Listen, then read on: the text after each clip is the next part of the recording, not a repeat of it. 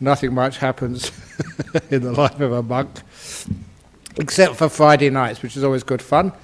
And the topic for this evening's talk, I was trying to avoid this topic as much as I could, but our admin officer, Dimmy, has told me, she said, people have been emailing her and calling her up from overseas and from in Perth saying, Ajahn Brahm, please help. You have to give us some advice. Donald Trump. So first of all, to get this out of the way, the Donald Trump joke. In a school, a high school in the United States, on a Friday afternoon, the teacher was doing a class in ethics and English and their culture. So she made the announcements in the high school, I'm going to give a little examination, a test, on famous quotations. And if you get the answer right, you can leave school an hour early on Friday. You don't have to come back till Monday. That's the prize. So the first question, class, who said, I have a dream?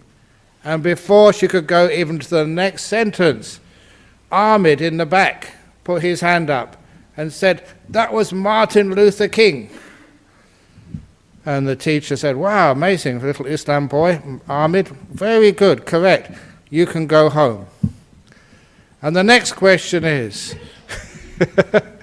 who said, it's not what your country can do for you, but what you can do for your country?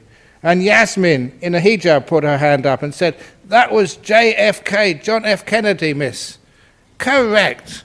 You can go home too. And as she was opening the door for little Yasmin to go out, this American kid in the back said, bloody Muslims. And the teacher turned around and said, who said that? And this American man said, Donald Trump, see you on Monday.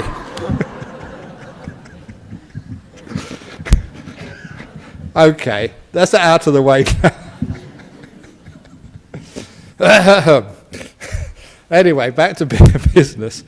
Now, one of the first thing I say, that why do people get so afraid when things like that happen? Because I've been, even though I don't follow politics, I'm a monk.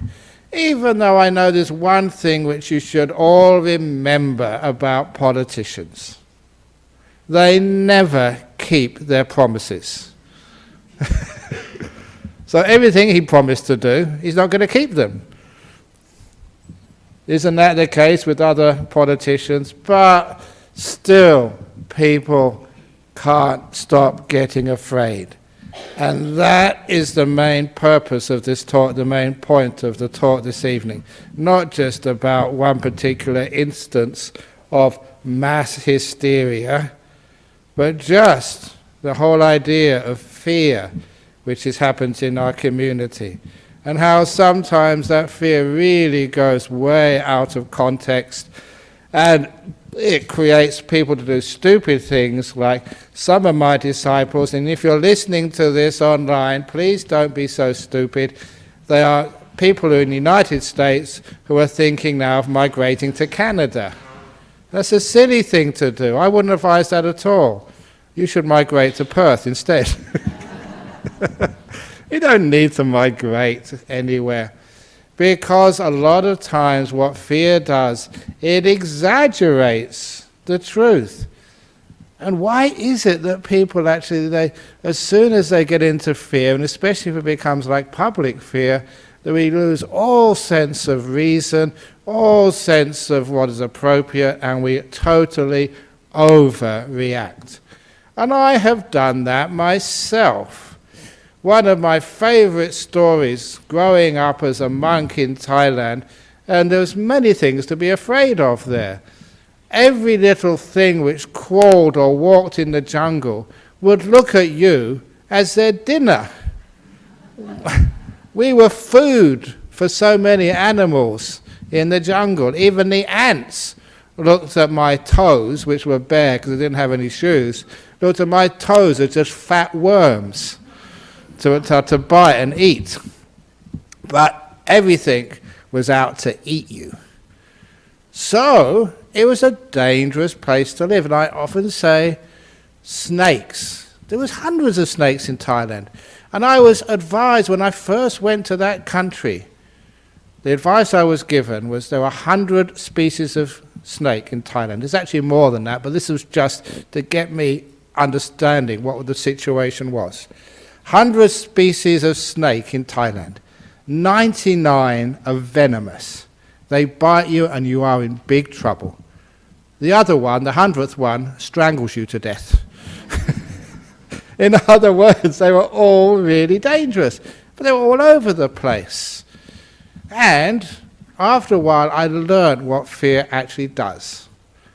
Because on this occasion, I was meditating in the jungle. Now, this was 40 years ago, when there was a lot of jungle in Thailand, and there's many, many wild animals there. And of course, they were very, very dangerous. People said to me, they told me, wild animals in Thailand don't attack monks. There's been no cases known of like a tiger eating a monk or a bear sort of molesting a monk. And I said, of course there won't be. The monk wouldn't survive to let you know what happened, would he? There would be no evidence left. So it never reassured me at all. And in fact, some animals did attack monks. So, I was meditating in the jungle. Really dark. No lights. Had a sort of flashlight, but it was, had to conserve the power. And there was no mobile phones. No one to call if there was any danger there. Deep in the jungle, alone, meditating. Now the jungle can be really peaceful at first, especially when the cicadas start to die down after sunset. It'll be very peaceful and very cool. Thailand's a very hot country, but in the forest, the shade of the trees, maybe it's just the oxygen which they give up, gives a beautiful atmosphere. It's really cool and very peaceful and so secluded, hardly any disturbances at all. So I was getting into some really nice, deep meditation. Until I heard a sound. There's always something in the jungle crawling around. And so I was mindful. As I've been practicing this for years. I was very mindful. I didn't need to open my eyes. If I did, I couldn't see anything. It was pitch dark. I just listened and assessed. I was brought up as a scientist in Cambridge University, so I did some assessment, gather some data, and use some reason. And by the sound of this animal, it was only just, not really crushing leaves, it was just a little bit of rustling in the leaves. So I assessed it and said, it's only maybe a small little animal just walking through the jungle. Nothing to be afraid of. So then I started meditating again. But then after another couple of minutes, I realized it was coming much closer. And as it was closer, I could hear it more clearly. And I realized, no, this is not a small animal, it's a medium-sized one. You could tell by the way it was actually crushing the leaves and breaking the twigs.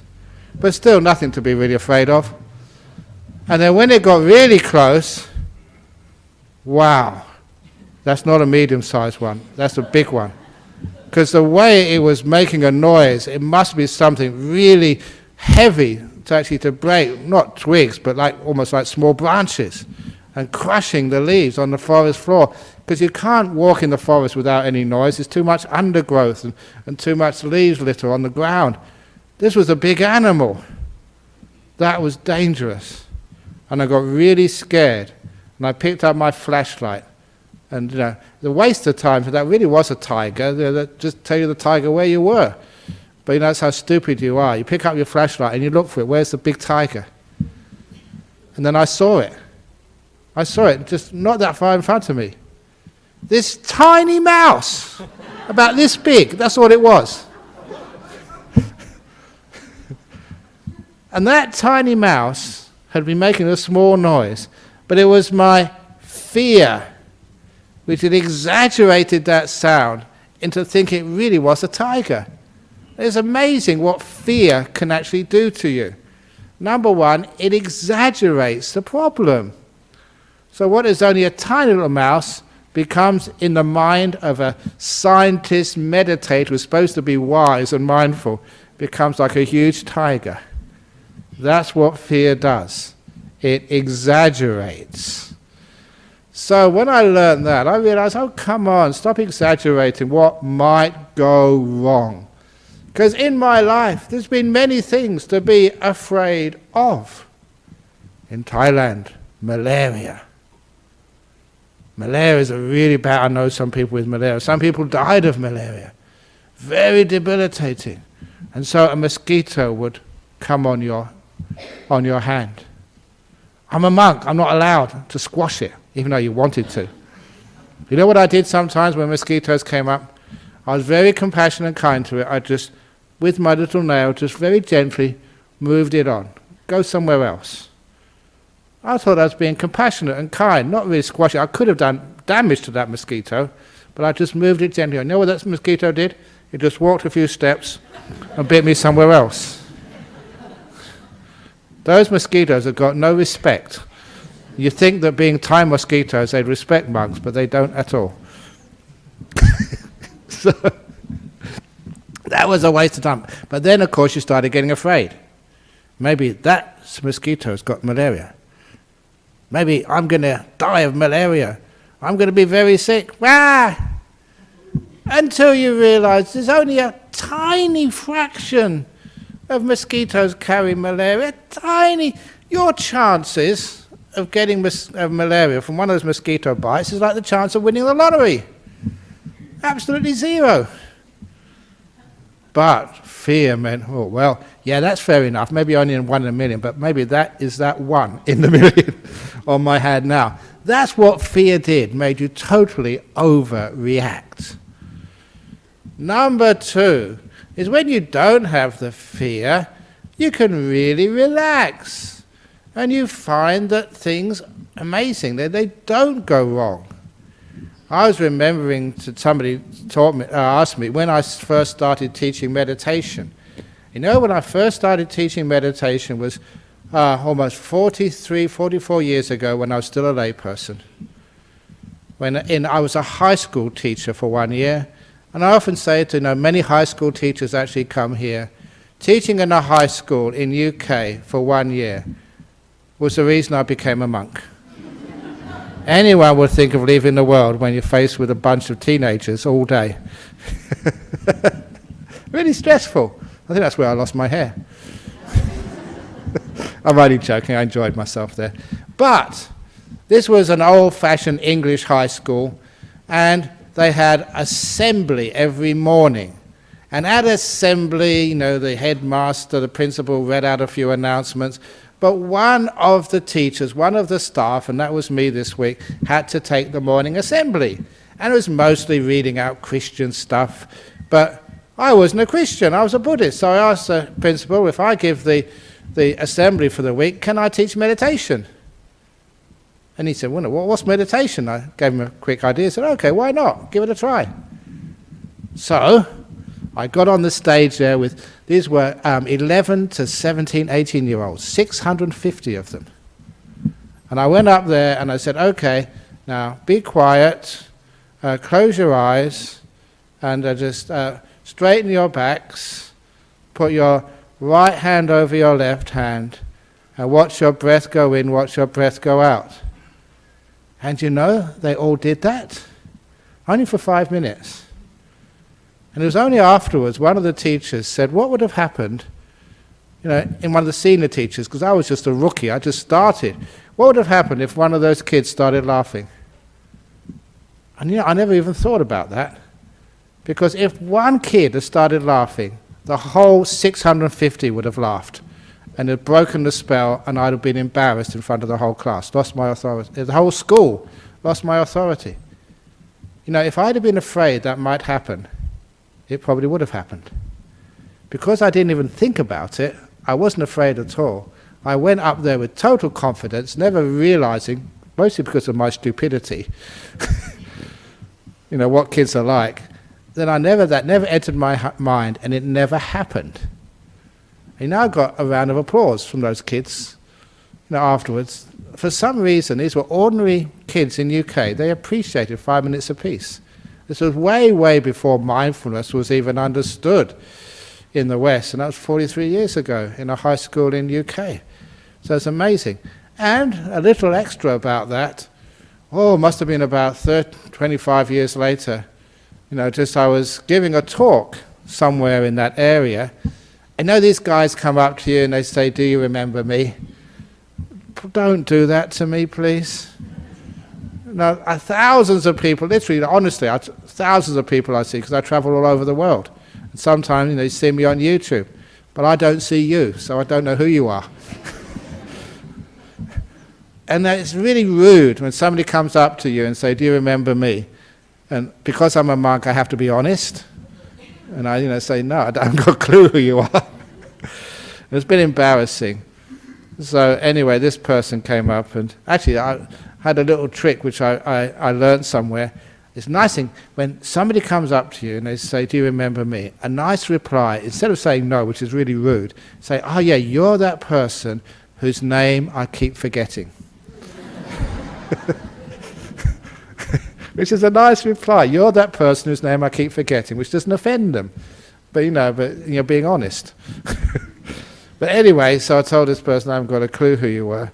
He said, "I was one of those kids you taught meditation to." And now he was, he said it changed his whole life. Little things like that, which to me just, you pass over. He said now he's devoting his life to teaching spirituality in education. So that was really cool. Tiny little thing changes a lot of people, but it only worked because I had no fear. And I've often noticed if I'm afraid of something, of course then it doesn't work. But when I have no fear and you have the confidence, that's one of the reasons why I can tell jokes. Because I've got no fear if you don't understand it, which you often don't.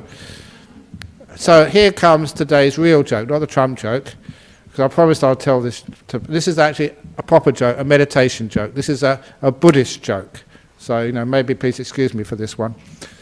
So this was, because last week, you may remember, I just came here very quickly. I was teaching a meditation retreat over in Jhana Grove. It just finished on Sunday.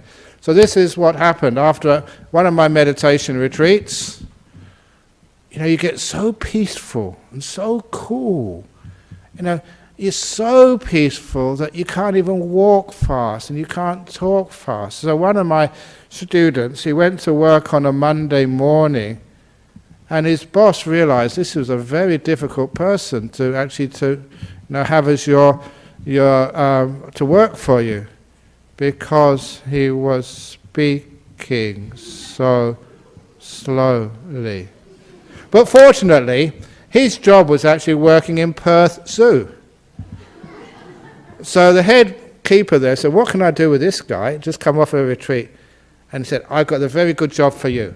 This morning, you can look after the tortoise enclosure." "Yes, I will look after the tortoises." And he walked very slowly, because you can't do things fast after a lot of deep meditation. Walk really slowly to the tortoise enclosure. Much slower than that, but you get bored, you walk out if I keep on like this too long. So, at lunchtime, the head keeper decided to check up on him, how he was. He went to the tortoise enclosure. You know what? The gate was open, and all the tortoises had escaped. He said, "What happened?" And the man said, "Well, I opened the gate and whoosh."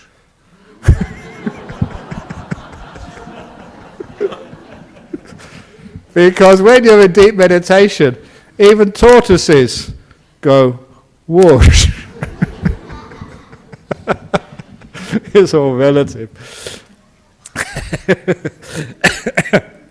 Anyway, you're getting peaceful in meditation when tortoises run much faster than you can. So anyway, back to the thing about fear. Why is... I think that's a very funny joke, sorry.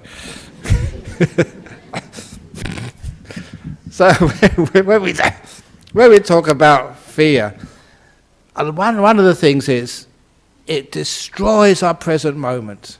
Instead of enjoying, the peace, the happiness of what we have now, we sacrifice all that because we're afraid of what might happen next. And I've done that too often in my life, and you find out what happens next doesn't happen. I was born just after the Second World War, and that was when we had nuclear bombs. And everyone thought there was going to be a huge war, a nuclear holocaust between the Soviet Union and the United States. We're all going to get blown up. And at that time, I read somewhere that miso soup is makes you impenetrable to radiation. So I was really into the miso soup. Didn't like it, but it's just to save you from the nuclear holocaust coming. And what happened? Nothing. It didn't happen.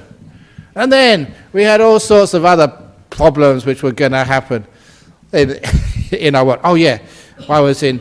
Well, actually, this was actually quite true, because there was this famous monk close by, and there's always amazing monks which I met. This monk, and I don't doubt this story, he became famous. This was in the north of Thailand, because a fighter jet pilot in the Thai Air Force. Oh, okay, that's not much of a siren. You can do better than that. Anyway, this Thai Air Force guy was flying, I don't know how many 100,000 feet through the clouds, and he was really amazed because sitting on one of the clouds was a monk.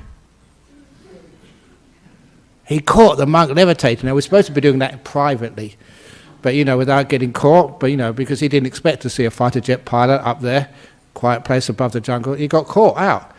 And so the fighter jet pilot could recognize him. You don't often see unidentified flying monks at 30,000 feet, and there was one. So he recognized the face, and he knew the location, the coordinates. And so when he landed, when he had a day off, he went looking for the unidentified flying monk, and found him exactly as he saw him in the. Found exactly as he found him in the cloud. It looked exactly the same, and that's where he got very famous.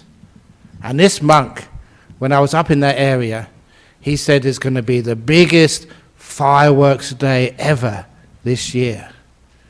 And that meant nuclear holocaust. So I was told this by one of the monks, you better meditate really well, because this is your last chance. And it never happened. I was really disappointed with that monk. But nevertheless, so much. The other thing was, again, in Vietnam War, where I was stationed, in the northeast of Thailand. It was twice the distance to Bangkok as it was to Hanoi. It was really, really close. And even the local embassies, they all had their evacuation plans for people like me. I had to register to evacuate in case the enemy invaded. And so I had everything packed at a moment's notice in case the Viet Cong came over the border and attacked, because they look at me straight away and think, CIA. Bang. Well, what happened? Nothing. All that worry and nothing ever happened. And I had learned from experiences like that how much fear of the future, where we don't know what's going to happen. It could have happened, but it never did. And how much that fear, projecting the worst possibilities for the future, destroyed my peace and happiness. I couldn't enjoy the present moment when I was afraid of something else. And from those days on, I always knew just the danger of fear. It stops you enjoying, the day we have today, when we're afraid of what might happen tomorrow. And most of the time, it doesn't happen. Do some statistics. It was one of the other big experiences. I go overseas to give lots of talks. Once I was going overseas to Singapore. I was becoming famous, and they decided to hold a big series of talks, 4 nights in a row at the convention center. 4,000 or 5,000 seats every evening, 4 nights in a row. That's even like bigger than Lady Gaga. And in order to get some seats sold, they did advertising on the buses. And I've got pictures of them, of me being advertised on the back of a bus in Singapore. And I remembered being told as a young man by people who didn't like me, said, "Brahm, you've got the face like the back of a bus." And now it was absolutely true. I actually saw it. So imagine how much that would cost to get advertising like that. And when I arrived at Singapore for this series of 4 talks, big problem. SARS. This was the height of the outbreak, the very middle, when that day the government had asked, please, no public meetings. All the schools had been closed. And I read on the aircraft, on the paper, Straits Times going in black, 99 cases of SARS had been diagnosed in Singapore. And it was on black, big black numbers, 99. And as I got out from the customs, to all the people who were organizing this, they were all so worried and scared. And they asked, shall we cancel? Shall we cancel? And I said, look, I just read 99 people have SARS. How many people live in Singapore? I said, well, about 4 million. Well, I said, that means 3,999,901 people do not have SARS. So that's about 40,000 to 1. So I'm in for those odds. So I said, let's go ahead. So when you actually put it in the other context, not how many people had that disease, but how many people didn't, that gave it perspective and took away all their fear. And I did mention to them, look, what is SARS anyway? Sudden acute respiratory system. It affects your lungs, and it only affects those people whose lungs are weak. So I am going to tell lots and lots and lots of jokes in those 4 days, because when I get people laughing, that will strengthen their lungs, which will make them more immune to SARS. So I'm actually helping. When I put it like that, they laughed too. And we went ahead, and no one got SARS. And it's amazing, just the first time only a couple of thousand people came because they thought we weren't going to do it, and then 3,000, the word got around, and a full house the last day. Amazing. Because fear stops you benefiting from what's happening right now. You can't enjoy the present moment, afraid what's going to happen next. Fear actually destroys the present moment, and it also destroys the future. Because what you're afraid of, you usually make happen. Often I talk to people because you have relationships. Relationships are a big thing in your life. I know sometimes people are so afraid the relationship's going to go wrong. So what do? They get so tense. They can't enjoy the present moment because they're wondering, oh, maybe it won't last. Maybe he'll find somebody else. Maybe she'll go out with somebody else. Which makes you so tense. You can't relax and enjoy each other's company, which means what you're afraid of actually happens. You actually do split up, because who wants to be with somebody like that who can't enjoy themselves because we're so damn afraid? Afraid of losing your job. If you're afraid of losing your job and you think about that all day, you're not productive, so you lose your job. That's what happens. So a lot of times it is the fear is the enemy, not what you're afraid of. So when it comes to United States, Donald Trump, I don't know what's going to happen. But what I do know, it will always be things which I don't expect. That is one thing which I learned. The future is totally uncertain, unpredictable. No one could actually predict he was going to win, and he did win. Now everyone's predicting all the terrible things which are going to happen, and I can actually pretty much predict that they won't. What you're afraid of doesn't happen. It's usually something much worse. No, it's not. Life goes on. So, what can we do? And this is where we go back to simple Buddhism, the law of karma. Now people think, why does this happen? This must be some bad karma. People in the United States have made bad karma. They get a bad president. If he's a bad president, I don't know. But what about us? We're going to have to be affected by this. What karma did we do? Look, that's not how we look at karma in Buddhism. Karma gives you the ingredients. What we do with those ingredients, that is real karma. The karma of now. The other is the karma of the past. The old story, which I haven't found a better story, it's in Opening the Door of Your Heart, one of the books which I wrote. It describes this. The best simile I've got, two people baking a cake. The first person baking the cake has got the very worst ingredients. They got white flour, which is so old, it's got green mouldy bits in it. I remember flour like that when I was a student. We couldn't afford anything, so we'd have to take the green bits out and use the other bits. White mouldy flour, diabetically enhanced sugar, cholesterol enhanced butter, and whatever fruit you can get, to put in there, and just an old kitchen to cook it in. The very worst ingredients. But the second person has got the very best ingredients. Organically grown whole wheat flour, gluten-free. It's sown in a field where there has been no genetically modified crops for 1,000 kilometers surrounding. A free-range wheat, that is. Sorry, I don't know what I'm talking about. I sometimes read this on the stuff which I see, and I don't know what it means. But anyway, and canola oil, which is I'm not sure if it's just true or not. It's supposed to be cholesterol-free. Beautiful honey from Western Australia, and fresh fruit from their back garden, and the very best of ingredients, and the most modern kitchen to cook it in. So those are the two people. Who bakes the best cake? And this is actually where you understand what karma is. Who bakes the best cake?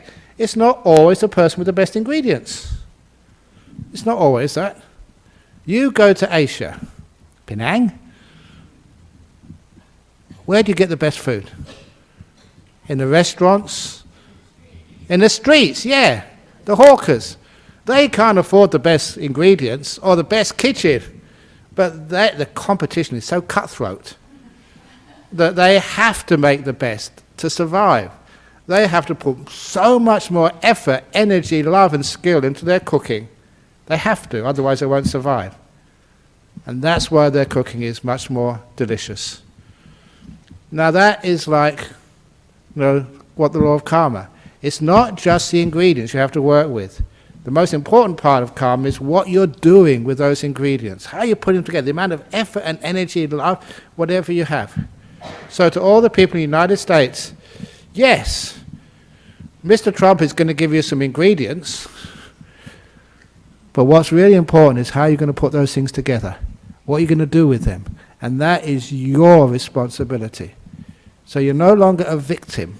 You're no longer disempowered by what happens in the big political field, or with wars, or with other disasters which come into this planet.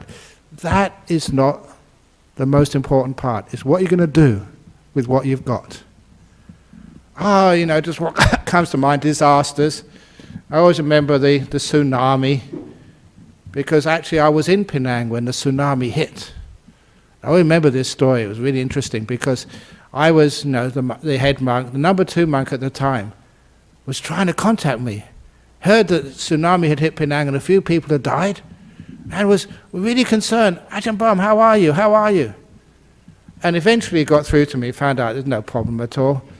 And he was so relieved. And I said, "Were you really worried about me?" He said, "Well, actually, not really worried about you, but worried that if you died, I'd have to be the abbot." And that's what I was worried about. I didn't want to take over and work so hard. But seeing that was a terrible thing which happened, but lots of beautiful things happen as a result of that. There's always some good happens from disasters. And that's the thing which I always like to look at. Recently, that I did see in newspapers, there was the anniversary of the Great Fire of London, I think 250 years or something. 350 years? No, it must be 350 years as well, 660, 350 years or something. And that Great Fire of London destroyed just a whole of maybe 80% of the town of London. But what happened afterwards, the architects and the engineers had this clear land to make our modern city of London. And one of the things they did there, which I remember reading, which was so brilliant, now they had the chance to put it in a proper sewage system. And that sewage system is still there to this day, because it's so hard to put a sewage system in when you've got to dig under people's houses and properties. They won't let you in. But now they can put the big sewage system in and then let people build on top of it. And that's one of the reasons why that Great Fire of London was an enormous opportunity. So disasters, whenever they happen, not to be afraid of. These are the ingredients which you have, and stop being afraid of these things. Oh, it's terrible, it's going to be bad. No, what are you doing about it? And that's also in people's lives. So many people here are afraid of cancer. Maybe you've got cancer. Why are you afraid of it? If you're afraid of it, it actually brings it on. I think I told this story a few weeks ago, but I always go to the Cancer Wellness Association over in Cottesloe. I'm well known over there. I go there once a year. They come to monastery once a year.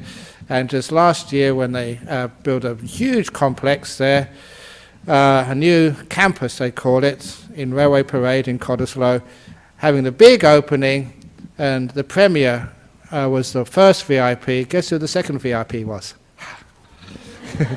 Ajahn Brahm. And I said, "Why are you inviting me? Well, it's not the archbishops, no rabbis, no movie stars, no Hugh Jackmans or any models or anything, just Ajahn Brahm. Why?" And it's because they told me that I've been going to that place for over 26 years and always being of service to them, and they really value me there.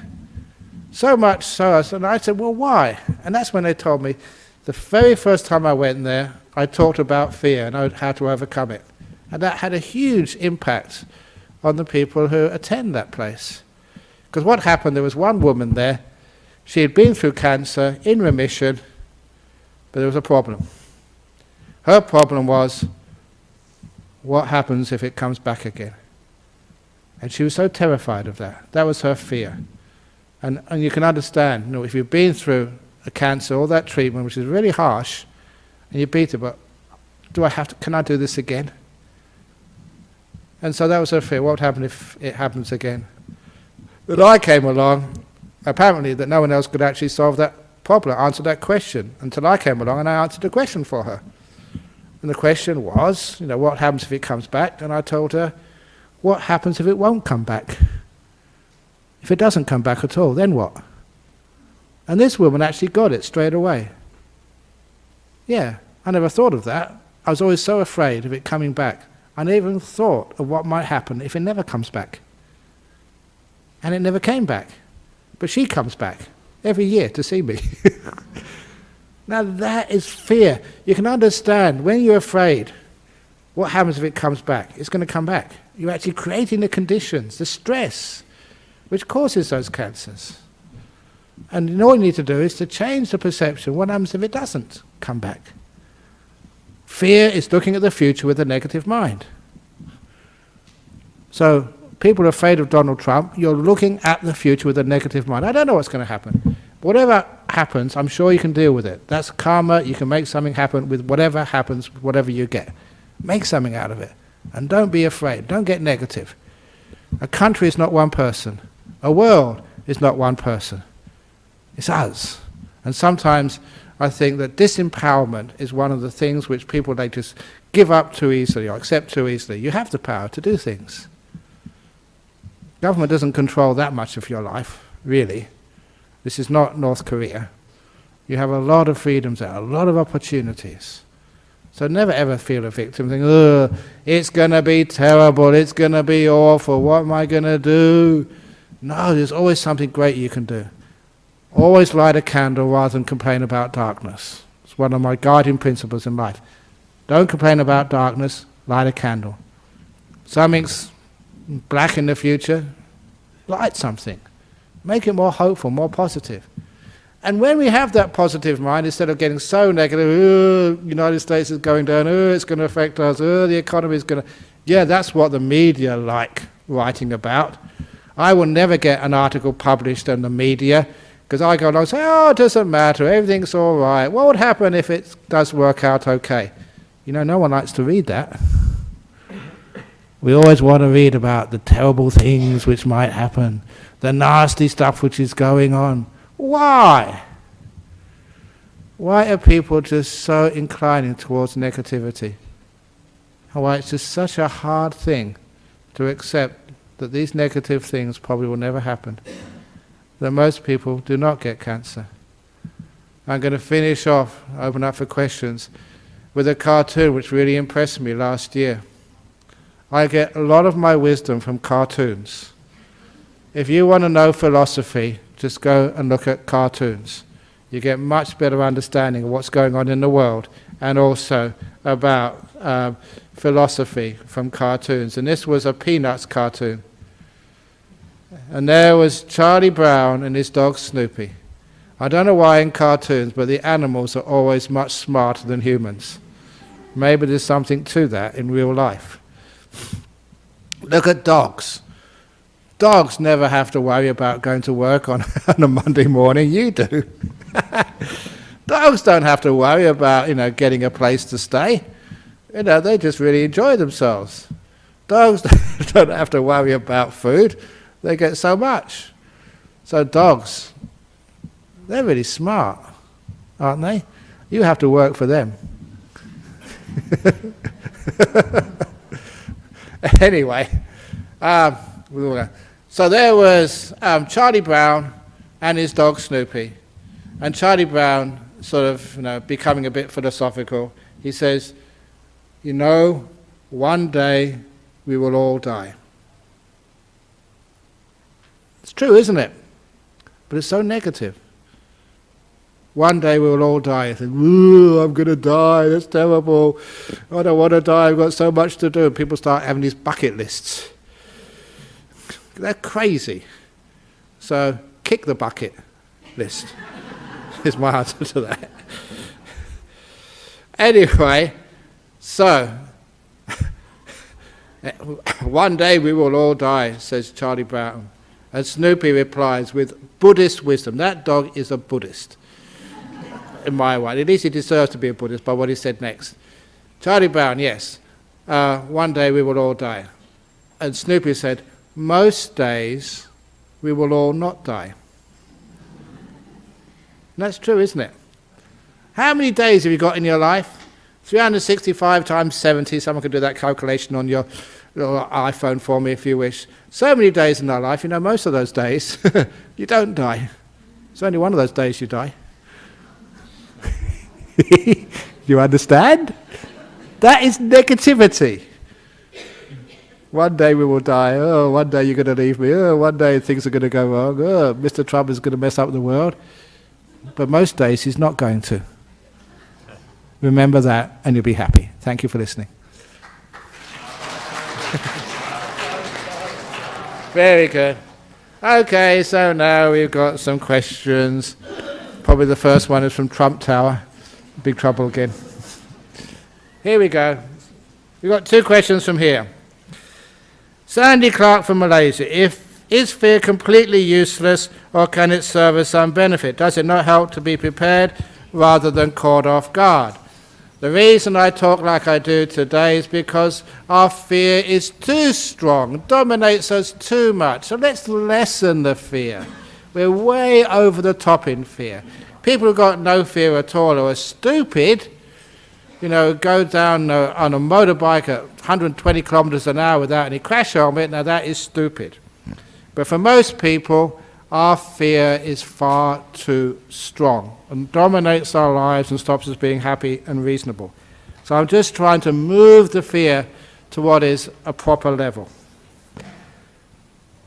Next one, we seem to be living in a society in which fear is encouraged when something we care about is at stake.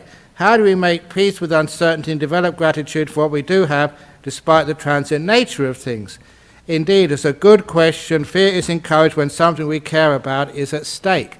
We care about the wrong things. We should care about peace. Our peace is at stake. Our happiness, our freedom is at stake. Care for that. And then we will get rid of a lot of our fears. So, it's uncertain, but we have a certain amount, the outside is uncertain, but we have a certain amount of responsibility and control about how we deal with the uncertainties of life. We can always make peace with them and be kind from them and learn from them and grow from them. So the uncertainties of life is where we learn and grow in compassion and peace. That's how we do it, but not with fear. Fear stunts growth.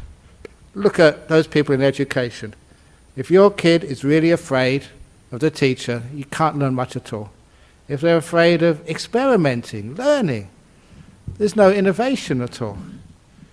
My monks, if they're afraid of making mistakes and getting punished, they would never be able to survive as monks. Of course we make mistakes. That's where we learn and grow. So for goodness sake, don't be afraid. And lastly, never be afraid of what people think of you. If you're afraid of what people think of you, have a look at me, traveling around the world, dressed like a girl, with a bald head. Actually, a bald head is actually quite cool these days. Many people have bald heads. I'm getting really disappointed because in the old days, being a bald was actually quite unique. Now it's taken off. Maybe I should grow some hair to be unique. But anyhow, that's where the uncertainty of life is. We should care for the right things. The things we should care about is peace and happiness and joy, living life in the present moment and not worrying too much about the future, and also the friendship which we have towards one another. Care about those really important things. And those are some things which prime ministers and presidents got no control over. You can always be kind. You can always forgive. You can always smile and laugh at people, no matter who they are. They may not be able to understand your speech because they come from a different country, speak a different language. But everybody knows how to laugh. And you smile at a person from a different religion, different country, different race. You smile at them, and they always smile back. Okay, so any questions from the audience here? On fear and politics and everything. Okay, great. So let's pay respects to Buddha, Dharma, Sangha, and then you can come and line up and ask your questions.